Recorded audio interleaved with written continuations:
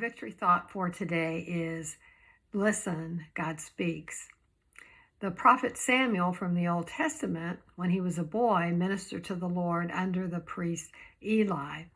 Now, at that time, the word of the Lord was rare, but God always speaks to those who are willing to listen. And so one night, Eli and Samuel were asleep in the house of God, the house of the Lord, when Samuel heard his name called. And he got up and he went to Eli and said, "Here I am. Did you call me?"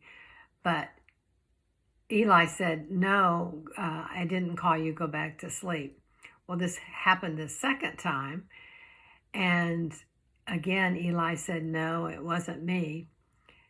The third time it happened, when Samuel went to Eli, Eli realized that it must be the Lord calling Samuel. So he said, "When the Lord calls you, say, 'Speak, Lord, your servant is listening.'"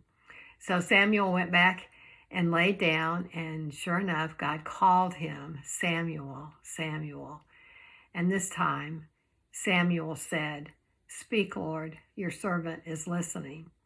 In fact, in 1 Samuel 3:10, 3:11, and the Lord said to Samuel, "See, I'm about to do something in Israel that will make the ears of everyone who hears about it tingle."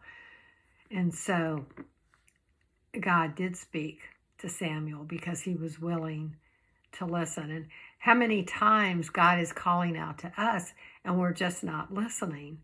We think it's something else, or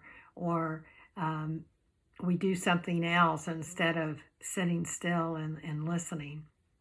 So a good lesson for all of us is when we read our Bible to say, "Speak, Lord, your servant is listening." And then listen as you're reading the pages, the words on the page.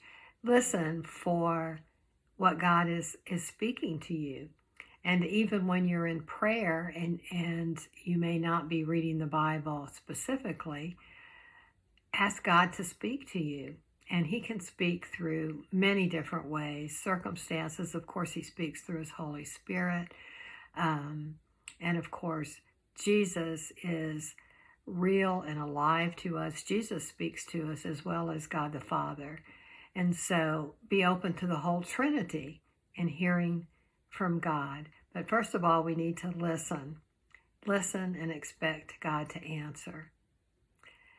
I'm Kathleen Score with In Jesus Steps.